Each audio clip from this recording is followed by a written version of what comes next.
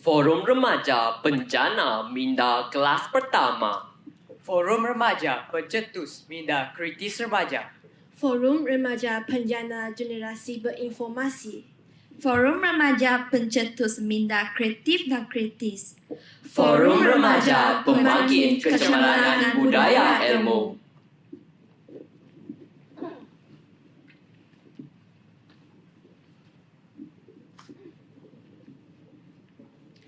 Selamat sejahtera, salam mesra, salam Forum Remaja.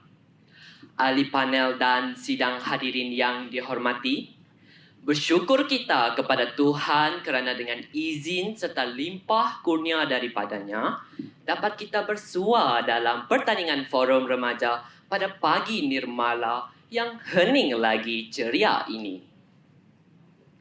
Hadirin yang dihormati, sebelum saya memperkenalkan ahli panel kita pada hari ini, izinkan saya untuk mengupas terlebih dahulu tajuk forum kita. Tajuk forum kita berkisar tema kesihatan, iaitu kemurungan derita dalam diam. Menteri Kesihatan, Datuk Seri Dr. Zulkifli Ahmad menyatakan bahawa penyakit mental yang paling banyak diperkatakan ialah kemurungan. Kemurungan sebenarnya merupakan penyakit mental yang melibatkan perasaan sedih yang berpanjangan dan menjejaskan fungsi seseorang individu yang kemudiannya mengakibatkan penderitaan dalam diam. Untuk makluman semua, penyakit kemurungan ini telah dikenal pasti oleh WHO sebagai penyakit keempat terbesar yang menyumbang kepada penyakit global yang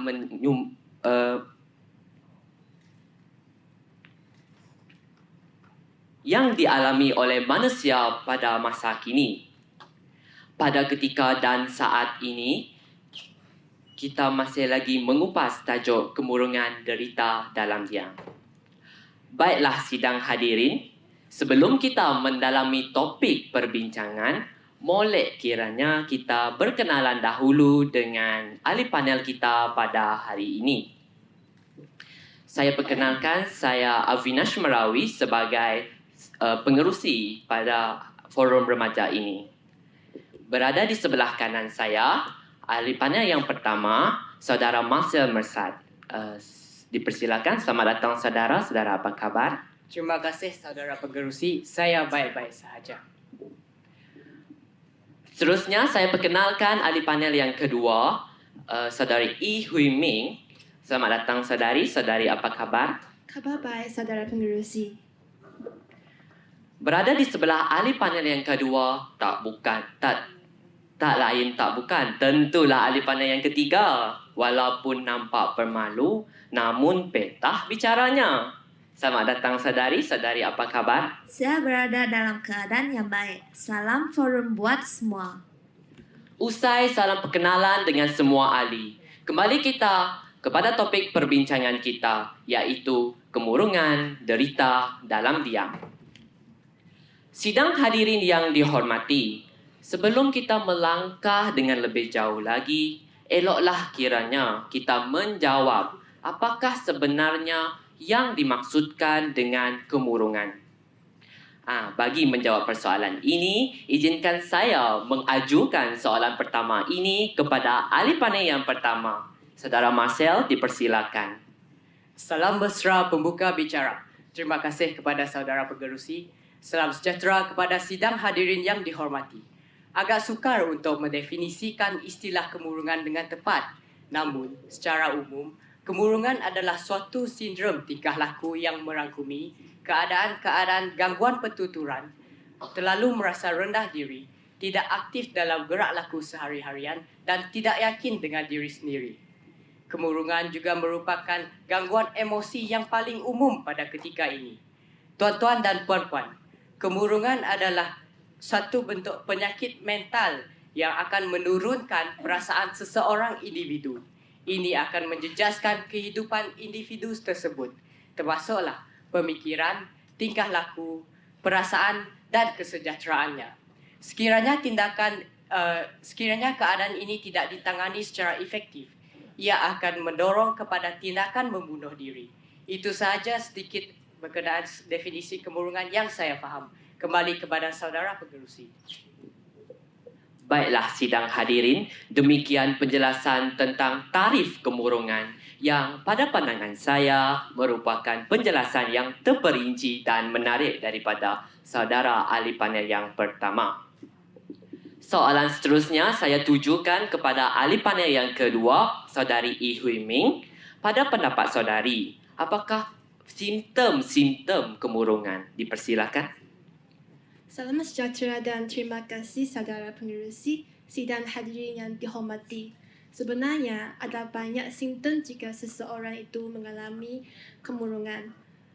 Antaranya, seseorang itu akan mengalami perasaan sedih sepanjang hari dan hampir setiap hari dalam tempoh 2 minggu. Seseorang itu tidak bersemangat dan tidak berminat untuk melakukan aktiviti yang disukai sebelumnya. Yang paling teruknya ialah mereka sentiasa berfikir tentang keinginan mati dan bunuh diri atau mempunyai rancangan untuk membunuh diri. Keadaan ini disebabkan kerana mereka tidak dapat menanggung penderitaan daripada kemurungan yang sememangnya menyerang dalam diam. Itu saja daripada saya. Kembali kepada saudara pengerusi. Terima kasih atas keterangan yang panjang lebar tentang simptom-simptom seseorang yang mengalami kemurungan. Sangat bahaya kan? Seterusnya saya perlukan penjelasan daripada ahli panel yang ketiga tentang statistik kes kemurungan di Malaysia. Adakah ramai rakyat di negara kita mengalami masalah ini? Dipersilakan. Salam sejahtera dan terima kasih saudara pengerusi. Untuk pengetahuan para hadirin, hampir 1/2 juta penduduk di negara ini mengalami kemurungan. Berdasarkan statistik kajian kesihatan dan mobiliti kebangsaan yang dijalankan pada tahun 2019, statistik tersebut merangkumi 2.3% rakyat di negara ini, iaitu berusia 16 tahun ke atas yang mengalami kesihatan mental. Hadirin sekalian, bunuh diri adalah kesan yang paling ketara penderitaan daripada kemurungan. Di negara kita Malaysia, kejadian bunuh diri seringkali berlaku dengan purata 7 kejadian bunuh diri setiap hari. Kajian menunjukkan bahawa mereka yang dimasukkan ke hospital kerana cuba membunuh diri menunjukkan 4 daripada 5 orang yang mengalami kemurungan. Jadi, bolehlah saya simpulkan di sini bahawa penderitaan daripada kemurungan akan menyebabkan seseorang ingin menamatkan nyawa yang begitu berharga sekali. Itu sahaja daripada saya, saudara pengerusi. Kembali semula kepada saudara pengerusi. Saudara pengerusi, izinkan saya untuk menambah sedikit berkenaan statistik yang dikongsikan oleh saudari ahli panel yang ketiga tadi. Ya, silakan. Kita masih lagi membicarakan tentang statistik kes kemurungan di Malaysia. Hadirin sekalian, menurut Pengarah Jabatan Siasatan Jenayah Bukit Aman, Datuk Seri Abdul Jalil Hassan, secara purata, sebanyak 2 kes bunuh diri yang berlaku setiap hari bermula daripada tahun 2019 sehingga Mei tahun 2021. Menurut beliau lagi, pada tahun 2019, sebanyak 609 kes bunuh diri yang dicatatkan, manakala pada tahun 2020, sebanyak 638 kes dan bagi tempoh Januari sehingga Mei tahun 2021 adalah sebanyak 468 kes. Jadi, berdasarkan statistik ini, dapat kita simpulkan bahawa kemurungan memang membawa penderitaan dalam diam.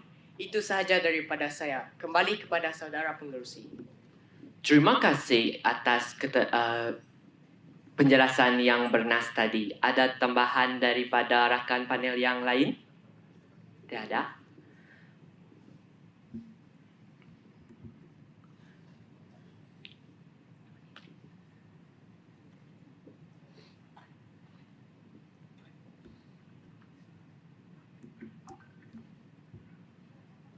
Ya, terima kasih Saudari Belinda dan Saudara Marcel. Ya, nampaknya kemurungan membawa implikasi yang teruk kepada seseorang. Baiklah sidang hadirin, kita masih lagi berada dalam Majlis Forum Remaja tahun 2022 pada pagi yang ceria ini. Pada ketika dan saat ini, kita masih lagi mengupas tajuk kemurungan derita dalam diam. Selamat datang kepada saudara dan saudari yang baru saja mengikuti sesi forum remaja kita pada hari ini. Baiklah, kita teruskan bual bicara kita pada hari yang berbahagia ini. Umum mengetahui bahawa kalau tiada angin bertiup, takkan pokok bergoyang. Jadi, soalan saya kepada ahli panel yang pertama, apakah punca yang menyebabkan seseorang yang mengalami kemurungan? Dipersilakan. Terima kasih saudara pengerusi. Pada hemat saya, antara punca berlakunya kemurungan dalam masyarakat ialah tahap ekonomi. Tidak dapat dinafikan lagi bahawa golongan yang yang berada dalam kesempitan hidup sentiasa dipinggirkan dan tidak diberi perhatian oleh rakan-rakan mereka. Tambahan pula, kekurangan kasih sayang yang diberikan oleh ibu bapa kepada anak-anak mereka disebabkan oleh kelebihan masa yang diberikan terhadap pekerjaan dan wang, menyebabkan anak-anak mereka terabai. Anak-anak mereka pula memilih untuk menyendiri di dalam bilik dan mengakibatkan kemurungan. Itu sahaja daripada saya. Kembali kepada saudara pengerusi. Terima kasih atas penjelasan yang bernas tadi. Ada tambahan daripada rakan panel yang lain? Ya, saudara pengerusi. Saya ingin menambah tentang punca masalah kemurungan. Seseorang yang mengalami kemurungan kerana mereka terpaksa belajar tanpa rehat yang mengakibatkan stres. Stres merupakan satu punca mengakibatkan kemurungan.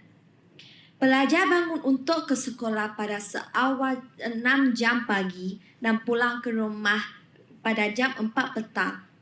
Pelajar yang pulang dari sekolah akan pergi ke tuition pada sebelah petang atau sebelah malam. Saya nak tanya, adakah mereka mendapat rehat yang mencukupi? Tambahan pula, ibu bapa kini berlumba-lumba mahukan anak-anak mereka untuk mendapat semua A dalam peperiksaan. Apabila pelajar itu tidak dapat memenuhi hasrat ibu bapa, maka mereka akan berasa diri mereka tidak berguna lagi. Di sini bermulalah rasa ketidakinginan mereka untuk berbual-bual dengan orang lain kerana perasaan malu. Lama-kelamaan, mereka akan mengasingkan diri mereka dan wujudlah kemurungan diri pelajar itu. Itu sahaja daripada saya, saudara pengerusi. Kembali semula kepada saudara pengerusi. Saudara pengerusi, izinkan saya mengarahkan buah fikiran tambahan berdasarkan ahli panel yang ketiga tadi. Ya, silakan. Terima kasih saudara pengerusi. Pada pendapat saya, punca kemurungan yang lain ialah masalah keluarga. Masalah dalam keluarga wujud apabila ibu bapa yang sering gaduh menyebabkan anak-anak berada dalam keadaan yang tertekan. Ketika dibebani dengan masalah seperti ini, pelajar akan cuba melarikan diri daripada masalah tersebut. Pelajar akan mencari jalan untuk melarikan diri daripada masalah tersebut.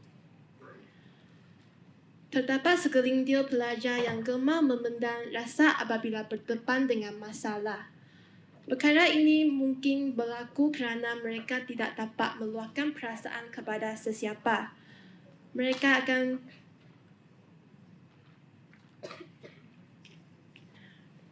akan menjadi pendiam dan jika keadaan ini berterusan, kemungkinan besar mereka akan menjadi murung dan menderita.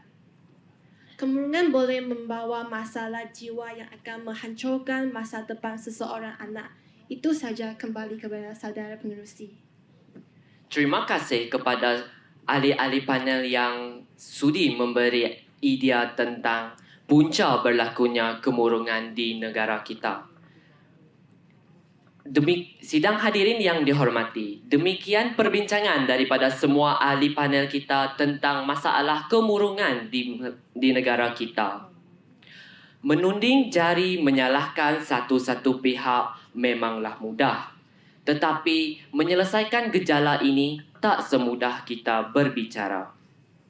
Oleh itu, banyak langkah yang dapat diimplementasikan agar masyarakat dapat hidup dalam suasana yang kondusif dan harmoni. Kita tidak seharusnya mengharapkan pihak berotoriti sahaja, tetapi perlu berganding bahu ibarat ke bukit sama didaki, ke lurah sama dituruni. Sidang hadirin yang dihormati, terimalah salam bersantun, salam yang minta maaf, salam yang minta ampun. Saya mewakili semua ahli panel mengucapkan setinggi-tinggi terima kasih kepada para hadirin yang sudi menyaksikan pertandingan Forum Remaja tahun 2022. Lantaran keterbatasan waktu, saya mohon mengakhiri bicara ini. Mohon mengundur diri. Sekian, selamat sejahtera.